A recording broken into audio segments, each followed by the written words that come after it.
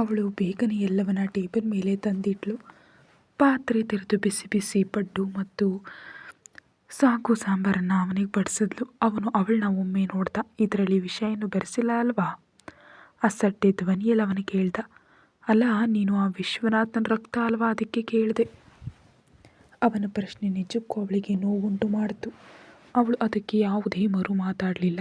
ಬದಲಾಗಿ ಅದರಿಂದ ಒಂದು ತುತ್ತು ಪಡ್ಡು ತೆಗೆದುಕೊಂಡು ಕರಿ ಜೊತೆ ತಿಂದು ತೋರಿಸಿದ್ಲು. ಇನ್ನು ಧೈರ್ಯವಾಗಿ ತಿನ್ನಿ. ಅವನು ಅವಳನ್ನು ಒಮ್ಮೆ ದಿಟ್ಟಿಸಿ ನೋಡಿ ನಂತರ ತಿನ್ನೋದಕ್ಕೆ ಆರಂಭಿಸಿದ. ಬಹಳ ದಿನಗಳ ನಂತರ ಅಮ್ಮ ಮಾಡಿದ ಅದೇ ರುಚಿ ನಾಲಿಗೆಗೆ ತಗಲಿದಾಗ ಅರಿಯದಂತೆ ಅವನ ಕಣ್ಣು ತುಂಬಿ ಬಂತು. ಅದೇ ರುಚಿ. ಇವಳಿಗೆ ಏನೂ ತಿಳಿಯದು ಅಂದ್ಕೊಂಡಿದ್ದ ನನ್ನ ಆಲೋಚನೆ ತಪ್ಪಾಯ್ತಲ್ಲ ಅಂತ ಅವನು ಮನಸ್ಸಿನಲ್ಲೇ ಅಂದ್ಕೊಂಡ. ಅಡುಗೆ ಕೆಲಸ ಎಲ್ಲ ಗೊತ್ತಿದೆ ಅಲ್ವಾ? ತಿಂತಿರುವಾಗ ಅವನು ಅವಳನ್ನು ಕೇಳಿದ.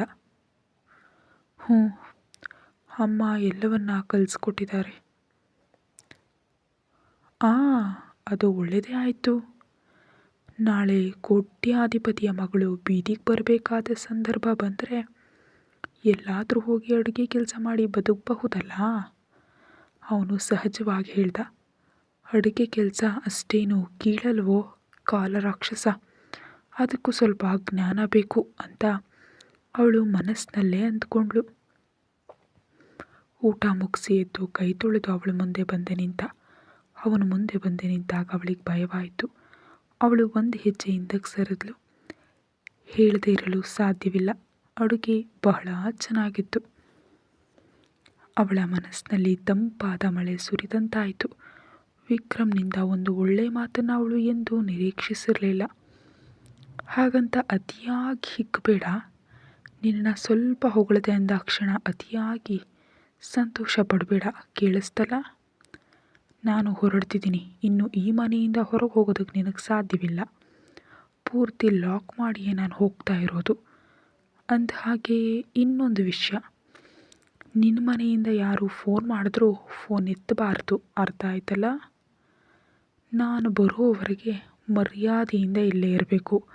ಇಲ್ದಿದ್ದರೆ ವಿಕ್ರಮ್ ಯಾರು ಅಂತ ನಿನಗೆ ತಿಳಿಯುತ್ತೆ.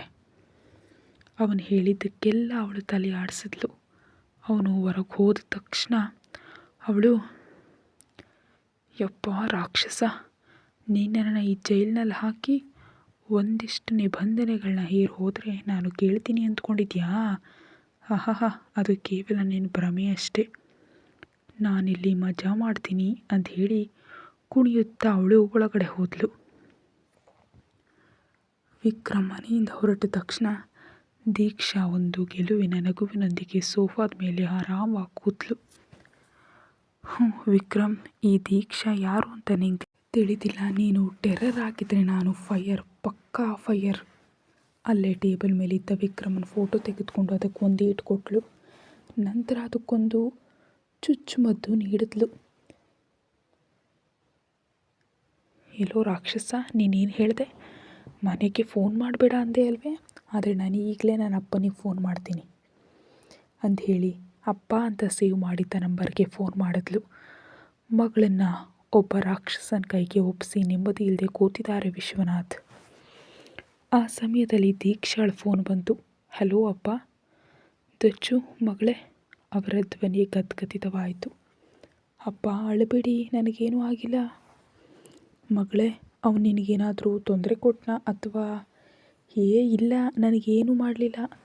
ಸ್ವಲ್ಪ ಬೈದ ಅಷ್ಟೇ, ಬೇರೆ ಏನೂ ಮಾಡಲಿಲ್ಲ. ಈಗ ಇಲ್ಲಿ ಇಲ್ಲ, ಅದಕ್ಕೆ ಫೋನ್ ಮಾಡಿದೆ. ಮಗಳೇ, ಏನೇ ಇದ್ರೂ ಅಪ್ಪನಿಗೆ ಹೇಳಬೇಕಾಯ್ತಾ? ಸಂಚಿನಲ್ಲಿ ಅವನು ನಮ್ಮನ್ನು ಸಿಲುಕಿಸಿದ್ದಾನೆ. ಮಗಳ ಭವಿಷ್ಯ ಹಾಳು ಮಾಡು ಯಾವುದನ್ನು ಅಪ್ಪ ಮಾಡೋದಿಲ್ಲ. ಅವನ ವಿರುದ್ಧ ಏನಾದರೂ ಮಾಡೋದಕ್ಕೆ ಹೋದರೆ ಆ ವಿಡಿಯೋ ಅಪ್ಪನಿಗೆ ಭಯ ಆಗ್ತಿದೆ. ಮಗಳೇ, ಪರವಾಗಿಲ್ಲ ಅಪ್ಪ, ಏನೂ ಆಗೋದಿಲ್ಲ, ಎಲ್ಲವೂ ಸರಿ ಆಗುತ್ತೆ. ನಿಮ್ದಚ್ಚು ಹೇಳ್ತಿದ್ದಾಳಲ್ವಾ? ಮಗಳೇ, ನೀನೇನಾದರೂ ತಿಂದೀಯಾ? ಅವನು ನಿನಗೆ? ಅಯ್ಯೋ ಅಪ್ಪ, ನಾನು ಚೆನ್ನಾಗಿ ಪಡ್ಡು ಮತ್ತು ಕರಿ ಎಲ್ಲವನ್ನ ತಿಂದು ಕೂತಿದ್ದೀನಿ. ಆ ರಾಕ್ಷಸನು ನಾನು ಮಾಡಿದ್ದನ್ನೇ ತಿಂದ. ಹೋ ಮಗಳೇ, ಹುಷಾರಾಗಿರು, ಅವನು ಯಾವುದಕ್ಕೂ ಹೇಸ್ದವನು. ಸರಿಯಪ್ಪ, ನಾನೀಗ ಫೋನ್ ಇಡ್ತೀನಿ. ಅಮ್ಮ ಮತ್ತು ದರ್ಶನಿಗೆ ಕೇಳಿದೆ ಅಂತ ಹೇಳಿ.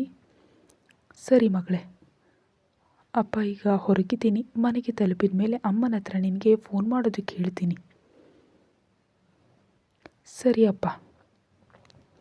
ಆಫೀಸ್ನಲ್ಲಿ ಕೂತು ದೀಕ್ಷಾ ತನ್ನ ಅಪ್ಪನ ಜೊತೆ ಫೋನ್ನಲ್ಲಿ ಮಾತಾಡ್ತಾ ಇರೋದನ್ನು ಕಂಡು ವಿಕ್ರಮನ ನರಗಳು ಕೋಪದಿಂದ ಬಿಗಿದವು. ಅವನು ಟೇಬಲ್ ಮೇಲೆ ಜೋರಾಗಿ ಗುದ್ದಿದ. ತಕ್ಷಣ ಅವನ ಕ್ಯಾಬಿನ್ಗೆ ಬಂದ ಒಬ್ಬ ಸಿಬ್ಬಂದಿ ಅವನ ವರ್ತನೆ ಕಂಡು ಬೆಚ್ಚಿ ಬಿದ್ದ. ಸರ್, ಏನಾಯಿತು? ಹೇಯ್, ಏನೂ ಇಲ್ಲ, ನಥಿಂಗ್. ಅವನು ತಕ್ಷಣ ಫೋನಲ್ಲಿದ್ದ ವಿಡಿಯೋ ಆಫ್ ಮಾಡ್ದ. ಶೋ ಬಹಳ ಬೋರ್ ಆಗ್ತಿದೆಯಲ್ಲ, ಈಗೇನು ಮಾಡೋದು? ಅವನ ಅಲ್ಮೇರವನ್ನು ಸುಮ್ಮನೆ ಚೆಕ್ ಮಾಡೋಣ, ಏನಾದರೂ ಸಿಗುತ್ತದಾ ನೋಡೋಣ. ಅವಳು ರೂಮಿಗೆ ಹೋಗಿ ಅಲ್ಮೇರ ತೆರೆದು ಪರಿಶೀಲಿಸಿದ್ಲು. ಹಳೆಯ ಕೆಲವು ಆಲ್ಬಮ್ಗಳು ಅವಳಿಗೆ ಸಿಕ್ಕಿದ್ವು. ಅದನ್ನು ತೆಗೆದುಕೊಂಡು ಕೂತು ಒಂದೊಂದು ಫೋಟೋಗಳನ್ನು ತಿರುಗಿಸಿ ನೋಡ್ತಿದ್ದಾಳವಳು. ಚಿಕ್ಕ ವಯಸ್ಸಿನ ಪುಟಾಣಿ ವಿಕ್ರಮನ ಫೋಟೋ ಕಂಡಾಗ ಅವಳಿಗೆ ಅತೀವ ಪ್ರೀತಿ ಅನ್ನಿಸ್ತು. ಅವಳು ಆ ಫೋಟೋಗೆ ಒಂದಿಷ್ಟು ಮುತ್ತುಗಳನ್ನು ನೀಡಿದ್ಲು. ಓಹ್, ನೋಡುವಾಗ ಎಷ್ಟು ಪಾಪ ಸ್ವಭಾವದ್ದು ರಾಕ್ಷಸನದ್ದು. ಆದರೂ ನನ್ನ ವಿಧಿ, ಹೆಚ್ಚಾಗಿ ಇವನು ನನ್ನನ್ನು ಗೋಡೆ ಫೋಟೋ ಮಾಡ್ತಾನನ್ಸುತ್ತೆ. ಸಮಯ ಇನ್ನೂ ಬಹಳ ಬಾಕಿ ಇದೆಯಲ್ಲ, ನಾನೇನು ಮಾಡಲಿ? ಆಹಾ, ಚೆನ್ನಾಗಿ DJ ಸಾಂಗ್ಸ್ ಹಾಕಿ ಡ್ಯಾನ್ಸ್ ಮಾಡಿ ಮಜಾ ಮಾಡೋಣ. ಇದೆಲ್ಲವನ್ನು ಫೋನ್ನಲ್ಲಿ ಲೈವ್ ಆಗಿ ವಿಕ್ರಮ್ ನೋಡ್ತಿದ್ದಾನೆ ಅಂತ ಪಾಪ ದೀಕ್ಷಾಳಿಗೆ ತಿಳಿದಿರಲಿಲ್ವಲ್ಲ. ಅವಳದ್ದೊಂದು ಹಾಡು ಮತ್ತು ಕುಣಿತ ನಿನಗೆ ಸರಿಯಾಗಿ ಮಾಡ್ತೀನಿರು. ಹೀಗೆ ಒಂದು ದಿನದಲ್ಲಿ ಏನೇನು ಮಾಡೋಕ್ಕೆ ಸಾಧ್ಯವೋ ಅದೆಲ್ಲವನ್ನ ಮಾಡಿ ಸುಸ್ತಾಗಿ ಕೂತಿದ್ದಾಳೆ ದೀಕ್ಷಾ. ಸಮಯ ರಾತ್ರಿ 8 ಗಂಟೆಯಾಗಿತ್ತು. ಈ ಕಾಲರಾಕ್ಷಸ ಎಲ್ಲಿಗೋದ್ನೋ ಏನೋ. ಓಹ್, ಏನೇ ಇರಲಿ, ಇವತ್ತಿನ ದಿನ ಸೂಪರ್ ಆಗಿತ್ತು. ಹಾಡು, ಡ್ಯಾನ್ಸ್, ಅಡುಗೆ, ಮಧ್ಯೆ ಮಧ್ಯೆ ಅಪ್ಪ ಮತ್ತು ಅಮ್ಮನ ಜೊತೆ ಫೋನ್ ಮಾತುಕತೆ, ಒಟ್ನಲ್ಲಿ ಚೆನ್ನಾಗಿತ್ತು. ಇನ್ನು ಪ್ರತಿದಿನ ನನ್ನನ್ನು ಇಲ್ಲಿ ಬೀಗ ಹೋದರೂ ನನಗೆ ತೊಂದರೆ ಇಲ್ಲ. ಈ ದೀಕ್ಷಾ ಹ್ಯಾಪಿಯಾಗಿರ್ತಾಳೆ. ಅಷ್ಟರಲ್ಲಿ ಅಂಗಳದಲ್ಲಿ ಕಾರ್ ಬಂದು ನಿಂತ ಶಬ್ದ ಕೇಳಿಸ್ತು. ಆ ಶಬ್ದ ಕೇಳಿದ ತಕ್ಷಣ ದೀಕ್ಷಾಳಿಗೆ ಎದೆ ಬಡಿತ ಹೆಚ್ಚಾಯಿತು. ದೇವ್ರೇ, ಅವನು ಬಂದ ಅನಿಸುತ್ತೆ. ದಚ್ಚು ಆ್ಯಕ್ಟಿಂಗ್ ಮಾಡಿ ಮಂಕ್ ಮಾಡಬೇಕು ಅಂತ ಅವಳು ತನಗೆ ತಾನೇ ಹೇಳಿಕೊಂಡ್ಳು. ಅಷ್ಟರಲ್ಲಿ ವಿಕ್ರಮ್ ಬಾಗಿಲು ತೆರೆದು ಒಳಗೆ ಬಂದು ಬಾಗಿಲು ಲಾಕ್ ಮಾಡ್ದ. ವಿಕ್ರಮ್ನನ್ನು ಕಂಡ ತಕ್ಷಣ ಅವಳು ಬೇಗ ಎದ್ದು ನಿಂತಳು. ಅವನು ಅವಳ ಹತ್ರ ಬಂದ. ಏನಮ್ಮ ದೀಕ್ಷಾ, ಈ ಸೋಫಾ ಮೇಲೆ ಕೂತು ಕೂತು ನಿನಗೆ ಸುಸ್ತಾಯಿತೆ? ಸತ್ಯ ಹೇಳಬೇಕಂದ್ರೆ ನನಗೆ ಬೋರಾಗಿ ಸತ್ತು ಹೋಗ್ತಿದ್ದೆ. ಎಲ್ಲದಕ್ಕೂ ನಿಷೇಧ ಹೇರಿದಾರಲ್ಲ, ಅದಕ್ಕೆ ನಾನು ಇಲ್ಲೇ ಕೂತು ಸಮಯ ಕಳೆದಿದ್ದೀನಿ. ಆಮೇಲೆ ಮಧ್ಯೆ ಕಿಚನ್ಗೆ ಹೋಗಿ ಅಡುಗೆ ಮಾಡಿದೆ, ಅಷ್ಟೇ ಹೊರತು ಬೇರೆ ಏನೂ ನಾನು ಮಾಡಿಲ್ಲ. ಓಹೋ, ಹಾಗಾದರೆ ಅನುಸರಿಸೋ ಸ್ವಭಾವ ಇದೆಯಲ್ಲ ನಿನಗೆ? ನೀನು ಒಬ್ಬ ಒಳ್ಳೆ ಹುಡುಗಿ ಅಲ್ಲವೇ? ನಾನು ಒಳ್ಳೆ ಹುಡುಗಿ ಅಂತ ಅಪ್ಪ ಮತ್ತು ಅಮ್ಮ ಯಾವಾಗಲೂ ಹೇಳ್ತಾರೆ. ಓಹೋ, ಹಾಗಾದರೆ ಈ ಒಳ್ಳೆ ಹುಡುಗಿ ನಾನು ಹೇಳಿದ್ದನ್ನೆಲ್ಲ ಅನುಸರಿಸಿದ್ದಕ್ಕೆ ಈ ವಿಕ್ರಮ್ ಏನಾದರೂ ಗಿಫ್ಟ್ ಕೊಡಬೇಕಲ್ವಾ? ಓ, ದಚ್ಚು ಆ್ಯಕ್ಟಿಂಗ್ ಸೂಪರ್ ಆಗಿದೆ ಅಂತ ಅವಳು ಮನಸ್ಸಿನಲ್ಲೇ ಅಂದ್ಕೊಂಡ್ಳು. ಏನು ಗಿಫ್ಟು ವಿಕ್ರಮ್ ಅವರೇ? ಕೇಳಿ ಮುಗಿಸೋ ಮೊದಲೇ ಅವನ ಕೈಗಳು ಅವಳ ಕೆನ್ನೆಗೆ ಬಡಿದವು. ಕುತ್ತಿಗೆಯನ್ನು ಬಲವಾಗಿ ಹಿಡಿದು ಗೋಡೆಗೆ ಒತ್ತಿ ನಿಲ್ಲಿಸ್ದ. ಏನೇ ಮಗಳೇ, ನೀನೇನು ಅಂದ್ಕೊಂಡಿದ್ಯಾ? ಈ ವಿಕ್ರಮ್ ಬರೀ ದಡ್ಡ ಅಂದ್ಕೊಂಡ್ಯಾ? ನೀನಿಲ್ಲಿ ಮಾಡಿದ ಆಟಗಳನ್ನೆಲ್ಲ ನನಗೆ ತಿಳಿಯೋದಿಲ್ಲ ಅಂದ್ಕೊಂಡ್ಯಾ? ಈ ಮನೆಯ ಒಳಗೆ ಮತ್ತು ಹೊರಗೆ ಪೂರ್ತಿ CCTV ಇದೆ. ನೀನು 1 ಇಂಚ್ ಅಲುಗಾಡಿದ್ರೂ ನಂಗೆ ತಿಳಿಯುತ್ತೆ ಅಂತ ಹೇಳಿ ಮತ್ತೆ ಅವಳ ಕೆನ್ನೆಗೆ ಬಲವಾಗಿ ಹೊಡೆದ ಅವನು. ನನ್ನ ಫೋಟೋ ತೆಗೆದು ಅದಕ್ಕೆ ಹೊಡೆದದ್ದು, ಚುಚ್ಚಿದ್ದು ಎಲ್ಲವನ್ನು ನಾನು ನೋಡಿದ್ದೀನಿ ದೀಕ್ಷಾ. ಈಗೋ ನಿನ್ನ ಮುಂದೆ ನಿಂತಿದ್ದೀನಲ್ವೇ, ಹೊಡಿ. ಅವನ ಕೋಪ ತೀರೋವರೆಗೆ ಅವನ ಕೈಗಳು ಅವಳ ಮುಖದ ಮೇಲೆ ಬಡಿಯುತ್ತಲೇ ಇದ್ವು. ಮುಖ ನೋಡಿ ಸುಳ್ಳು ಹೇಳೋದನ್ನ ನಿನ್ನಪ್ಪ ವಿಶ್ವನಾಥನೇ ನಿನಗೆ ಕಲಿಸ್ಕೊಟ್ಟಿರಬೇಕು ಅಲ್ಲವೇ? ಕೆನ್ನೆಯನ್ನು ಹಿಚಕಿ ಅವನು ಕೇಳಿದ. ಅವಳು ಅಳುತ್ತಾ ಸುಸ್ತಾಗಿ ನೆಲಕ್ಕೆ ಬಿದ್ದುಬಿಟ್ಳು. ಕೋಪದಿಂದ ಅವನು ಒಳಗಡೆ ಹೊರಟು ಹೋದ. ರಾತ್ರಿ ಅವನು ಊಟ ಮಾಡುವಾಗ ಅವಳನ್ನು ಕರೀಲೇ ಇಲ್ಲ. ಒಬ್ಬನೇ ಕೂತು ತಿಂದು ಅವನು ಎದ್ದು ಹೊರಟು ಹೋದ. ಅವನು ರೂಮಿಗೆ ತಲುಪುವಷ್ಟರಲ್ಲಿ ದೀಕ್ಷಾ ನೆಲದ ಮೇಲೆ ಚಾಪೆ ಹಾಸಿ ಮಲಗಿದ್ಲು. ಅವಳು ನಿದ್ದೆ ಮಾಡಿದ್ದಾಳೆ ಅಂತ ಭಾವಿಸಿ ಅವನು ಹೋಗಿ ಮಲಗ್ದ. ಸಮಯ ಸುಮಾರು ರಾತ್ರಿ 12 ಗಂಟೆ ಆಗಿರ್ಬೋದು.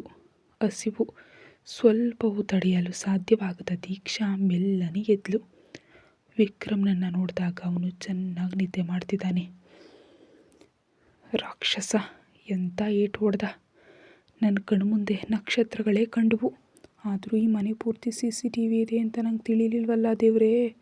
ನಾನಿಲ್ಲಿ ಮಾಡಿದ್ನೆಲ್ಲ ಈ ರಾಕ್ಷಸ ನೋಡಿದ್ದಾನಲ್ಲ ಅಂತ ಯೋಚಿಸುವಾಗ ಅಯ್ಯೋ ನಾಚಿಕೆ ಆಗ್ತಿದೆ. ಈಗ ಹೇಳಿ ಏನು ಪ್ರಯೋಜನ? ಸಿಗಬೇಕಾದೆಲ್ಲ ಸಿಕ್ಕಿ ಪ್ರಜ್ಞೆ ಬಂತು. ಕೆನ್ನೆಗಳೆಲ್ಲ ನೋಯ್ತಿದೆ. ಇವನ ಕೈ ಕಬ್ಬಿಣದಿಂದ ಮಾಡಿದಾರಾ? ಪಾಪ ನಾನು. ಈಗ ಅದೆಲ್ಲ ವಿಷಯ ನನಗೆ ಹಸುವಾಗ್ತಿದೆ. ಮೆಲ್ಲನೆ ಅಡುಗೆ ಮನೆಯವರೆಗೆ ಹೋಗಿ ನೋಡೋಣ, ಏನಾದರೂ ಸಿಗದೇ ಇರುತ್ತಾ? ಅವಳು ಮೆಲ್ಲನೆ ಎದ್ದು ಬಾಗಿಲು ತೆರೆದು ಕಿಚನ್ಗೆ ಹೋದ್ಲು. ಚಪಾತಿ ಇದೆ. ಸಾರನ್ನ ಫ್ರಿಡ್ಜ್ನಿಂದ ತೆಗೆದು ಬಿಸಿ ಮಾಡಬಹುದು. ಹೀಗೆ ಚಪಾತಿನ ಬಹಳ ಆನಂದವಾಗಿ ತಿಂತಿರುವಾಗ ಕಿಚನ್ ಬಾಗಿಲಿನ ಮುಂದೆ ಕೈಕಟ್ಟಿ ನಿಂತಿರೋ ವ್ಯಕ್ತಿ ಕಂಡ. ತಿಂತಿದ್ದ ಚಪಾತಿ ಗಂಟಲಲ್ಲೇ ಸಿಕ್ಕಾಕೊಂಡಂತಾಯ್ತವಳಿಗೆ. ಈ ಕದ್ದು ತಿನ್ನೋದನ್ನು ನೀನಪ್ಪನೇ ಕಲಿಸ್ಕೊಟ್ಟಿದ್ದ ಅಥವಾ? ಅಲ್ಲ, ಅವನಿಗೆ ಕದಿಯೋದು ಮತ್ತು ಕಿತ್ತುಕೊಳ್ಳೋದು ಅಭ್ಯಾಸ ಇದೆಯಲ್ಲ, ಆ ಗುಣ ನಿನಗೂ ಬಾರದೇ ಇರತ್ತಾ? ಅವಳ ಕಣ್ಣು ತುಂಬಿ ಬಂತು. ಅವಳು ಆಹಾರದ ಮುಂದಿನಿಂದ ಎದ್ದು ಬರಲು ಹೋದಾಗ, ಮರ್ಯಾದೆಯಿಂದ ಅದನ್ನು ಪೂರ್ತಿ ತಿಂದೆ ಅಲ್ಲಿಂದ ಅಲುಗಾಡಿದ್ರೆ ನನ್ನ ಬಗ್ಗೆ ತಿಳಿದಿದೆಯಲ್ಲ. ಒಂದು ಎಚ್ಚರಿಕೆಯನ್ನು ನೀಡಿ ಅವನು ಕಿಚನ್ನಿಂದ ಹೊರಗೆ ಹೋದ. ಊಟ ಮುಗಿಸಿ ದೀಕ್ಷಾ ರೂಮಿಗೆ ಬರುವಾಗ ವಿಕ್ರಮ್ ಬೆಡ್ ಮೇಲೆ ಹೆಡ್ ಬೋರ್ಡ್ಗೆ ಹೊರಗೆ ಕೂತು ಫೋನ್ನಲ್ಲಿ ಏನೋ ನೋಡ್ತಿದ್ದಾನೆ. ಏಯ್ ಇಲ್ಬಾ. ಅವಳ ಹತ್ರ ಹೋದ ತಕ್ಷಣ ಅವನು ಅವಳನ್ನು ಎಳೆದು ಎದೆ ಮೇಲೆ ಹಾಕೊಂಡ. ತಕ್ಷಣದ ಅವನ ಕೆಲಸದಿಂದ ಅವಳು ಬೆಚ್ಚಿ ಬಿದ್ಲು. ಅವಳು ಅವನಿಂದ ಎದ್ದು ಬರಲು ನೋಡಿದಾಗ ಬಲಗಾಲನ್ನು ಅವಳ ಸೊಂಟದ ಮೇಲೆ ಸುತ್ತಿ ಅವಳನ್ನ ಇನ್ನೂ ಹತ್ತಿರಕ್ಕೆ ಎಳೆದು ಹಿಡ್ಕೊಂಡ. ಊಟ ಪೂರ್ತಿ ತಿಂದ್ಯಾ? ಸ್ವಲ್ಪ ಗಂಭೀರವಾಗಿ ಅವನು ಕೇಳ್ದ. ಅವಳು ಮುಖವನ್ನು ಅವನು ಗಲ್ಲ ಹಿಡಿದು ಎತ್ತದ. ಪೆಟ್ಟು ಬಿದ್ದು ಊದ್ಕೊಂಡಿದ್ದ ಅವಳ ಕೆನ್ನೆಗಳನ್ನ ಕಂಡಾಗ ಅವನಿಗೇನೋ ಸ್ವಲ್ಪ ನೋವೆನ್ನಿಸ್ತು. ಆದರೂ ಹೊರಗೆ ತೋರಿಸ್ಕೊಳ್ಳಿಲ್ಲ. ಅವಳ ಕೆನ್ನೆಯನ್ನು ಅವನು ಮೆಲ್ಲನೆ ಮುಟ್ಟಿದ. ಅವಳು ನೋವಿನಿಂದ ನರಳಿದ್ಲು. ಯಾತಕ್ಕಾಗಿತ್ತು ಇವತ್ತಿನ ಈ ಎಲ್ಲ ನಾಟಕಗಳು? ಅವಳಿಂದ ಯಾವುದೇ ಮರುಮಾತು ಬಾರದಿದ್ದಾಗ ಕೋಪದಿಂದ ಮತ್ತೊಮ್ಮೆ ಕೇಳ್ದ. ಕೇಳಿದ್ದು ಕೇಳಿಸ್ಲಿಲ್ವಾ? ಯಾತಕ್ಕಾಗಿ ಅಂತ? ನಾನು ಸುಮ್ಮನೆ ಒಂದು ತಮಾಷೆಗೆ ಮಾಡಿದ್ದು. ಅವಳ ಕಣ್ಣುಗಳು ತುಂಬಿ ಬಂದವು. ಹಾಗಿದ್ರೆ ಇನ್ನು ಮುಂದೆ ಅಂಥ ತಮಾಷೆ ಮಾಡಬೇಕು ಅನ್ನಿಸ್ದಾಗ ಈ ಪೆಟ್ಟು ನೆನಪಿರಲಿ, ಕೇಳ್ತಾ? ಸಾರಿ. ಆಗಲೂ ಅವಳ ಮೇಲಿನ ಅವನ ಹಿಡಿತ ಸಡಿಲವಾಗಿರಲಿಲ್ಲ. ಅವನೆದೆ ಗಂಟುಕೊಂಡು ಮಲಗಿದಾಗ ಅವಳಿಗೇನೋ ಒಂದು ರೀತಿ ತಳಮಳ ಉಂಟಾಯಿತು. ಅವನಂತೂ ಅವಳ ಪ್ರತಿಯೊಂದು ಚಲನೆಯನ್ನು ಗಮನಿಸ್ತಿದ್ದಾನೆ. ನನ್ನನ್ನು ಬಿಡ್ತೀರಾ ಪ್ಲೀಸ್? ಅವಳು ತಡಬಡಿಸ್ತಾ ಕೇಳಿದ್ಲು. ನಿನ್ನನ್ನು ಯಾಕೆ ಹೀಗೆ ಇಟ್ಕೊಂಡಿದ್ದೀನಿ ಅಂತ ಗೊತ್ತಾ? ಅವನು ಫೋನ್ನಲ್ಲಿ ಅವಳು ಅವನ ಚಿಕ್ಕ ವಯಸ್ಸಿನ ಫೋಟೋಗೆ ಮುತ್ತು ಕೊಡ್ತಿರೋ ವಿಡಿಯೋ ಕ್ಲಿಪ್ಪನ್ನು ಅವಳಿಗೆ ತೋರಿಸ್ದ. ಏನಿದು ದೀಕ್ಷಾ? ಅದು ನಾನು. ಅವಳು ತಡಬಡಿಸಿದ್ಲು. ಯಾಕೆ ನನ್ನ ಫೋಟೋಗೆ ನೀನು ಕಿಸ್ ಮಾಡಿದೆ? ಅದು ಚಿಕ್ಕಂದಿನ ಫೋಟೋ, ಬಹಳ ಚೆನ್ನಾಗಿದೆ, ಅದಕ್ಕೆ ನಾನು ಸುಮ್ಮನೆ ಮಾಡಿದೆ. ಅವಳು ಕಣ್ಣು ತುಂಬಿಕೊಂಡು ಹೇಳಿದ್ಲು, ಓಹೋ, ಹಾಗಾದರೆ ಈಗ ನನ್ನನ್ನು ನೋಡಲು ಚೆನ್ನಾಗಿಲ್ಲ ಅಂದ? ಅಯ್ಯೋ ಅಲ್ಲ, ಈಗಲೂ ಚೆನ್ನಾಗಿದ್ದೀರಿ, ಚಿಕ್ಕಿಂದಿನಲ್ಲೂ ಚೆನ್ನಾಗಿದ್ದೀರಿ. ಹಾಗಿದ್ದರೆ ಅದೇ ರೀತಿ ಒಂದು ಮುತ್ತನ್ನು ಈಗ ನೀನು ನನಗೆ ಈಗೆನ್ನೇ ಕೊಡಬೇಕು. ವಿಕ್ರಮ್ ಹೇಳಿದ್ದನ್ನು ಕೇಳಿದ ತಕ್ಷಣ ದೀಕ್ಷಾಳ ತಲೆಯೊಳಗಿನ ಹಕ್ಕಿಗಳೆಲ್ಲ ಗೂಡು ಬಿಟ್ಟು ಆರು ಹೋದವು. ಯಾಕೆ ಹಾಗೆ ಕಣ್ಣು ಬಿಟ್ಟು ನೋಡ್ತಿದ್ಯಾ? ಏನೂ ಇಲ್ಲ. ನೀನು ಆ ಫೋಟೋಗೆ ಮುತ್ತು ಕೊಟ್ಟಾಗ ಒಂದು ಕ್ಷಣ ನಾನು ನನ್ನ ಅಮ್ಮನನ್ನು ನೆನಪಿಸ್ಕೊಂಡೆ. ಅಮ್ಮ ಯಾವಾಗಲೂ ಮಡಿಲಲ್ಲಿ ಕೂರಿಸ್ಕೊಂಡು 2 ಕೆನ್ನೆಗಳಿಗೂ ಬದಲಿಸಿ ಮುತ್ತು ಕೊಡ್ತಿದ್ರು. ಅವನ ಕಣ್ಣು ಸ್ವಲ್ಪ ತುಂಬಿ ಬಂತು. ಅವನು ದೀಕ್ಷಾಳನ್ನು ಅವನ ಎದೆಯಿಂದ ಬೆಡ್ ಮೇಲೆ ಮಲಗಿಸಿ ಎದ್ದು ಅಲ್ಮೇರ ತೆರೆದು ಅದರಿಂದ ಒಂದು ಕವರ್ನಲ್ಲಿ ಭದ್ರವಾಗಿಟ್ಟಿದ್ದ ಒಂದು ಸೀರೆಯನ್ನು ತೆಗೆದುಕೊಂಡು ಅವಳ ಹತ್ರ ಬಂದ. ದೀಕ್ಷಾ, ಇದು ನನ್ನ ಅಮ್ಮನ ಸೀರೆ. ಅನಾಥನಾಗಿ ಬೀದಿಗೆ ಬಂದಾಗ ಅಂದಿನ 10 ವರ್ಷದ ಹುಡುಗನ ಕೈಯಲ್ಲಿ ಈ ಸೀರೆ ಮತ್ತು ಆ ಆಲ್ಬಮ್ ಮಾತ್ರ ನಿಧಿಯಾಗಿತ್ತು. ನನ್ನಮ್ಮನ ವಾಸನೆ ಈಗಲೂ ಈ ಸೀರೆಯಲ್ಲಿ ತುಂಬಿದೆ. ನೀನು ಇದನ್ನೊಮ್ಮೆ ಉಟ್ಟು ಬರ್ತೀಯಾ? ನನಗೆ ನನ್ನ ಅವನ ಮಾತುಗಳು ಗದ್ಗದಿತವಾದವು. ಅಮ್ಮನ ಎದೆ ಮೇಲೆ ತಲೆ ಇಟ್ಟು ಮಲಗೋ ಆ ಪುಟಾಣಿ ವಿಕ್ರಮ್ ಆಗಲು ಈ ಕ್ಷಣ ನಾನು ಬಯಸ್ತಿದ್ದೀನಿ ದೀಕ್ಷಾ. ಈ ಒಂದು ರಾತ್ರಿ ನೀನು ನನಗೆ ನನ್ನ ಅಮ್ಮನಾಗ್ತೀಯಾ? ದೀಕ್ಷಾಳಿಗೆ ತನ್ನ ಮುಂದೆ ನಿಂತಿರೋ ವಿಕ್ರಮ್ನನ್ನು ಕಂಡು ಆಶ್ಚರ್ಯವಾಯಿತು. ಪುಟ್ಟ ಮಗುವಿನಂತೆ ಅಮ್ಮನೆದೆಯಲ್ಲಿ ಮಲಗು ಅವನ ಆಸೆ ಕೇಳಿದಾಗ ಅವಳ ಕಣ್ಣುಗಳು ತುಂಬಿ ಬಂದವು. ಈಗ ತನ್ನ ಮುಂದೆ ನಿಂತಿರುವನು ವೈರಿಯಾದ ವಿಕ್ರಮ್ ಅಲ್ಲ ಅಂತ ಅವಳಿಗೆ ಅರ್ಥ ಆಯಿತು. ಅವಳು ಅವನಿಂದ ಸೀರೆಯನ್ನು ಪಡ್ಕೊಂಡ್ಳು. ಅವನಲ್ಲೇ ನಿಂತಿರೋದ್ರಿಂದ ಸೀರೆ ಬದಲಿಸಲು ಅವಳಿಗೆ ಮುಜುಗರವಾದದನ್ನು ಕಂಡು ಅವನು ಬಾಲ್ಕನಿ ಬಾಗಿಲು ತೆರೆದು ಅಲ್ಲಿಗೆ ಹೋದ. ಅವನು ಹೋದ ತಕ್ಷಣ ಅವಳು ಬೇಗ ಆ ಸೀರೆಯನ್ನು ಉಟ್ಕೊಂಡ್ಳು. ಅದರ ಬ್ಲೌಸ್ ಅವಳಿಗೆ ಸ್ವಲ್ಪ ಲೂಸ್ ಇತ್ತು, ಆದರೂ ಅವಳು ಪಿನ್ ಹಾಕಿ ಅಡ್ಜಸ್ಟ್ ಮಾಡಿದ್ಲು. ಮರಳಿ ರೂಮಿಗೆ ಬಂದ ವಿಕ್ರಮ್ ಒಂದು ಕ್ಷಣ ಅವಳನ್ನ ಕಂಡು ಸ್ತಬ್ಧನಾದ. ತನ್ನ ಅಮ್ಮನೇ ನಿಜವಾಗಿ ಎದುರಿಗೆ ಬಂದಂತೆ ಕಾಣ್ತು. ಅವನು ಅವಳ ಹತ್ರ ಬಂದು ಕೂತ ಅವಳ ಕಣ್ಣುಗಳನ್ನೇ ದಿಟ್ಟಿಸಿ ನೋಡ್ದ. ದೀಕ್ಷಾ ಅವನ ಹತ್ರ ಸ್ವಲ್ಪ ಜರುಗಿ ಕೂತ್ಲು. ಅವನ 2 ಕೆನ್ನೆಗಳಿಗೂ ಅವಳು ಮುತ್ತುಗಳನ್ನ ನೀಡಿದ್ಲು. ಅಮ್ಮನ ಪ್ರೀತಿಯ ಮುತ್ತು. ಅವನು ಮೆಲ್ಲನೆ ಅವಳ ಮಡಿಲಲ್ಲಿ ತಲೆಯಿಟ್ಟು ಮಲಗ್ದ. ದೀಕ್ಷಾ ಪ್ರೀತಿಯಿಂದ ಅವನ ತಲೆಯನ್ನು ಸವರಿದ್ಲು. ಅವಳು ಬೆಡ್ ಮೇಲೆ ಮಲಗಿದ್ಲು. ಅವಳ ಎದೆ ಮೇಲೆ ಅವನು ತಲೆ ಇಟ್ಟ. ಆ ಒಂದು ಕ್ಷಣ ಅವಳು ತಾನೇ ಅವನಿಗೆ ಅಮ್ಮನಾಗಿ ಬದಲಾಗ್ತಿದ್ಲು.